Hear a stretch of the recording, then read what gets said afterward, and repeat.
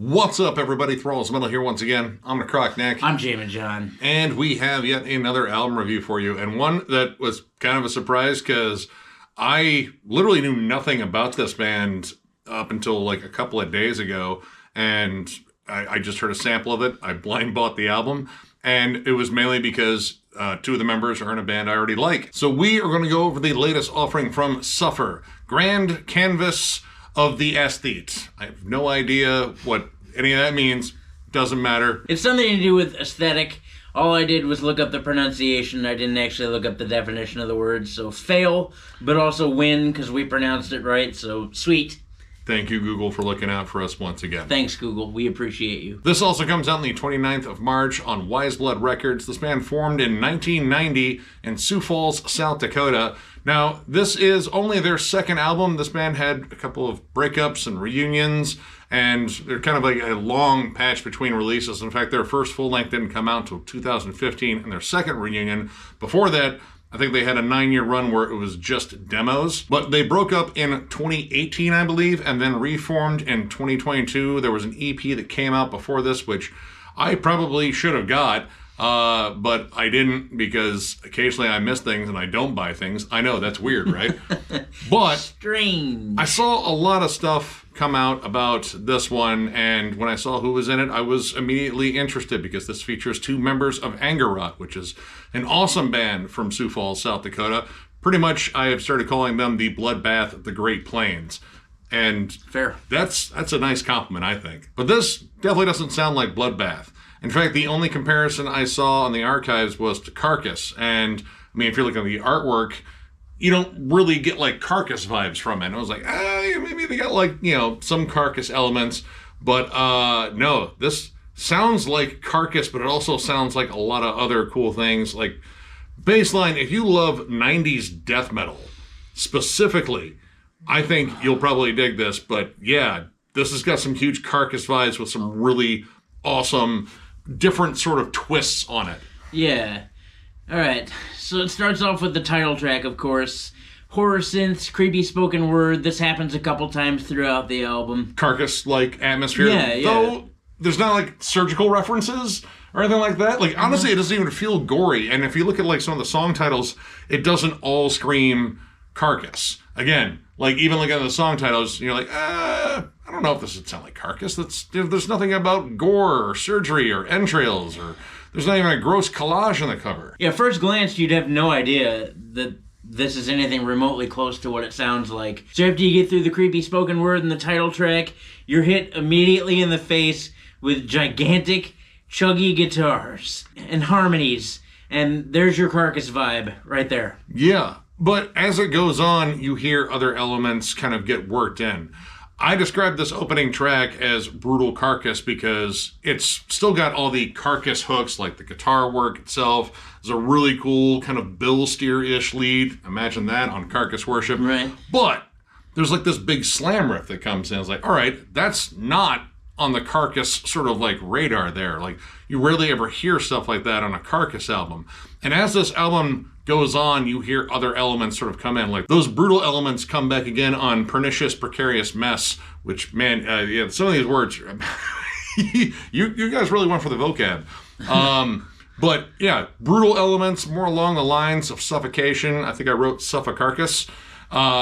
You get that mix again. So there's constant Carcass-like tropes, and very specifically necroticism. Yeah. Like, I got a lot of necroticism vibes in here, but how it's like give and take with different stuff. But another cool thing about this band is how they transition from one sound to another, and it's notably from Carcass to another band that we absolutely adore here on Thralls of Metal, Morbid Angel. And it's most notably found on the two songs Ashen Frolic, The Exquisite Promenade, and Human Primal Cuts. When they transition out of Carcass into Morbid Angel, it is the coolest thing ever. Just tons of triplet chug, that low-end tremolo that Trey has. These riffs are nasty.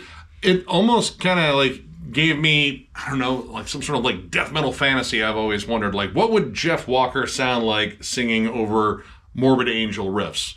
And Human Primal Cuts is probably that, because like the vocals on here, they do the 2 vocal switch off. You get highs and lows. It's predominantly the higher vocals, but dude sounds like Jeff Walker. Oh, yeah. Like he's got that snarl. He sounds just vicious and just angrier than hell. And then pairing off with that are the low guttural vocals. Sometimes you get them blended together. Sometimes you get a good trade-off.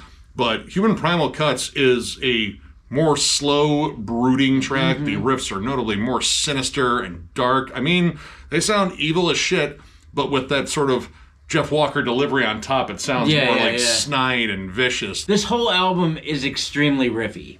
And it's one of those albums where every time they transition into something, and the transitions are flawless, just flawless, but every time they transition into something, it's one super cool riff after another super cool riff, full of ascending and descending riffs too. Like on Inhalant Caustic Foray, that's got a really sweet ascending descending riff, and Carnal Flesh Parade, and that one has a particularly awesome ascending descending thing where it's got this descending rhythm riff and it's got harmonies that come over top of it like as a counterpoint. And they don't ever run into each other, but it sounds really gnarly. Now, this album not only is just a riff buffet, like if you are a slut for riffs, this is your album. But it's the cleverness and the transitions, the lead play. There are frequently awesome harmonies, but like different kinds of harmonies. Like, of course, you get some that sound like the exquisite harmonies that Bill Steer writes. But you also get some that kind of have echoes of like later death, like Plentiful, Copious, Bountiful, and Inhalant Caustic Foray. These song titles are a mouthful. Yes, they are. But it adds like a whole other dynamic in terms of like melodic flavors on here. And again, that balance is absolutely amazing on here. The lead work, I think, is incredible. And the fact that they are able to just switch and transition so fluidly. Like the transitions on here are not only fluid, but they are very clever. Plentiful, Copious, Bountiful has an amazing kind of just simple transition. It starts off very melodic and gets in this cool triplet groove. And when it sits in that triplet groove, the rhythm behind it changes. You get a lot of tempo shifts. But how it shifts is really clever because the accent point will change in the blast beat. And it just kind of like toys with the riff and as it keeps moving, like it has this sort of fluid vibe to it. And that's a testament to the drum work on here. And I'm going to let John talk about the drum work. Dude, yeah, the drum work on here is insane. First of all, I've never heard of the drummer, but we looked him up, and he looks to be a very young kid. The way he plays with these riffs and the way he accents everything, like all the triplet chugs are accented right. There are some crazy, wild, fast double kick patterns in Pernicious Precarious Mess. It just caught me off guard. It's crazy fast. It follows the riff. It's like this little isolated double kick moment that follows the riff. It's just nuts. Reminded me of Ken Badine from Aborted, actually. Yeah. There was one time we saw Aborted live in Kent, Ohio, where his double kick speed just blew my mind, and this guy's on par with that. Yeah, and what I really like about this is you get a good blend of like that classic 90s death metal sound, but also a lot of tropes of like modern death metal. Like pretty much if you like death metal in any facet, I think you'd find stuff you'd like on here. And it's cool to hear kind of like the ebb and flow, like to something more modern, to something more classic. Yep. The song, The Fetching Cranley Gardens. I don't even know what that's about. It sounds like such a pleasant place. The Fetching Cranley Gardens. It's amazing. Look at that. The cherry blossoms are amazing. It's so beautiful at this time of year. Beware the zombies, though, and it's Bring Your Own Hatchet. Sorry, I can't loan you mine. That song is probably one of the most transparent Carcass worship songs. Like, it sounds like it could have been a B-side off of Necroticism. There's some really cool galloping grooves in the beginning, and this one kind of peppers in some gravity blasts occasionally, which is, again, outside of the realm of Carcass, but the way this kid drums, there are parts that remind me of Ken Owen just in terms of, like, you know, him being maybe like a more precise version of Ken Owen. Just the kick patterns, you know, maybe minus like the fierce double bass stuff. But I don't know, like he's got kind of that Ken Owen groove behind a lot of this. But how he's able to switch around styles, like go to that straight up, like just nasty Morbid Angel, Pete Sandoval blasting, and just ridiculous double bass work, that adds a huge dynamic to this band's sound. And it kind of just opens up the riff buffet because I feel like this band could play any kind of death metal riff, and this guy is already perfectly suited for it. Yeah, and that's another thing too. All these crazy riffs and all these killer parts, the transitions for the most part are stop on a dime. Like, it will go so fluidly from a D beat to some like off time pattern, or a blast beat back to some off time pattern, and like it just happens all the time, and it's non-stop, and it's mind-blowing, to be honest. And again, the stuff that they add to this very Carcass-ish sound, like, again, more brutal elements. There's even some slightly like hardcore stomps, and that kind of reminded me a lot of like Jesus Wept, which their last EP was very much Carcass worship, but also like a little bit of hardcore in it. But unlike that band, these songs are longer too, and they're very ornate. There's lots of killer riff changes, but none of them feel bloated. Like, none of them feel like they're just doing too much. They repeat the riffs the right amount of time, and just when you think things might be getting a little too brutal, they pepper in some great melodies. Like, the lead work in here, again, is absolutely fantastic. And it's not, like, straight up, like, meat and potatoes death metal either. Like, there is a lot of technical play in here, but it's that kind of technical play where it's more riff and song-oriented versus just flashy playing and just showing people how many arpeggios you can do. This is just about songcraft and just driving home solid, classic hooks. And at no point does it feel dated whatsoever. No. And each song is uniquely dynamic in its own right. There's something in every song that will catch your ear and you'll go, yeah. Whether it be harmonies or ascending, descending riffs or cool breakdowns. It's just interesting how it all meshes together, because the technicality isn't things like sweep picking or crazy runs. It's more harmonies or interesting hooks or just good groovy moments. Like, for as much as there is technical play and harmonies and melodies all the time, there's a lot of groove too. Like, it's very equally yoked as far as that's concerned. Yeah, I wouldn't say there is a song on here that is, like straight up just like the groovy song. It doesn't have any blast beats or anything like that. They all kind of mix up really well, which kind of goes back to Necrotic for me. I've always thought that album in particular just sort of mixes up everything that Carcass does well. You have great groovy sections, amazing melodies, and of course just nasty riffs, but again, that frequently changing pace and clever fills and clever transitions and spots of atmosphere where people are talking and layers of people talking. Yeah, dude, like, we're not even sure what they're talking. Yeah, no, I'm not sure what they're talking about, but it adds a cool vibe to it. And generally, there's like a little bit of like, feedback and such behind that, just to sort of, again, cement the whole Carcassy vibe. But yeah, this album is absolutely awesome, and I really can't find much that I don't like on here. Like, literally, this checks off pretty much everything that I love about death metal in general. Riffs, good hooks, it's brutal as hell, but it's also catchy. There might have been like one transition on Pernicious, Precarious Mess that I thought was a little odd, but that was about it. And you really have to pick it out. And honestly, like, it happens so early in the song, by the time the rest of the song goes by, you kind of forget, like, yeah, was there something I didn't like about it? No, I liked everything. We'll just go with that. Right, yeah, I can totally agree. There actually was nothing about this that I didn't like.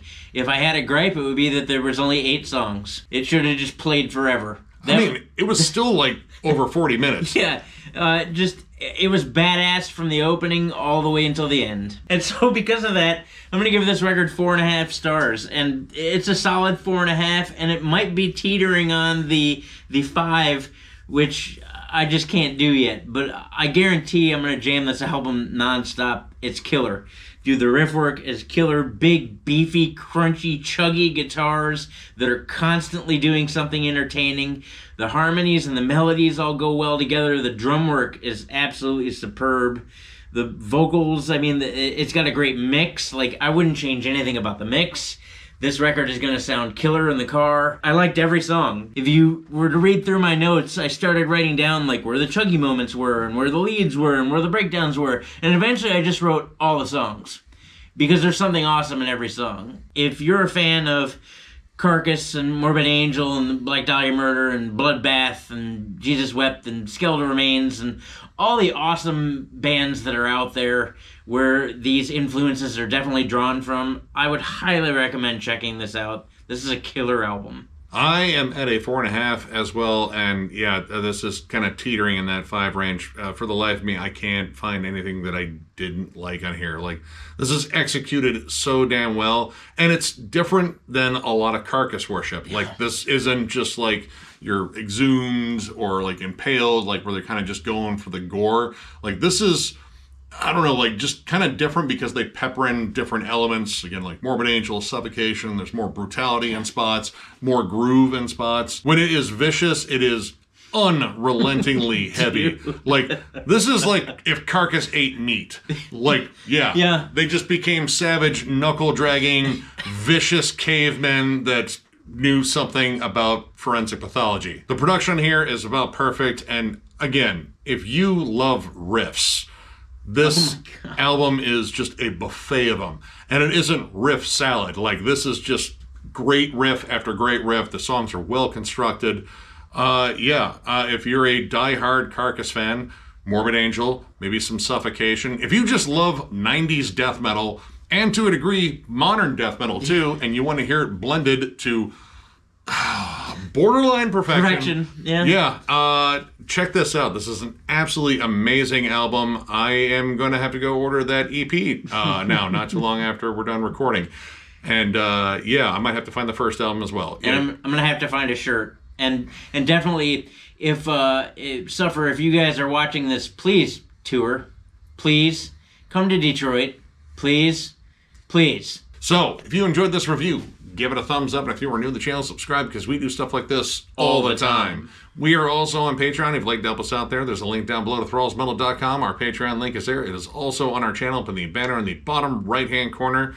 But if you're looking for Thralls Metal stuff, you have to go to thrallsmetal.com. We have new shirts. We have old shirts that are discounted, provided we have your size, and we even have hats too. So if you're looking for any of that stuff, click the link down below. Last but certainly not least, and man, I'm still hyped on this album, but last but certainly not least, thank you guys for tuning in and subscribing and paying attention and watching our videos. We absolutely adore it. We couldn't do this without you. Tons of things coming from Thralls of Metal, whether it be album reviews or discography rankings. We're ranking Meshuggah next. Wow. States of Metal, tons of things that Nick does, tons of things coming from me too, as I just got my new office. I'm stoked on that. Anyway, we do this all because of you guys. We genuinely appreciate you. We love you guys. Thank you for tuning in. Nick, tell them more. No, you guys are flat out awesome, and we're just going to keep overloading you with content because there's so much metal out there to cover. Yeah, we're only in March. Yeah, and we did this one kind of as a rando, and like, oh my god, this is absolutely amazing. So we're hoping for more moments like that. Yeah. But anyway, you guys are absolutely fantastic, and we will catch you later.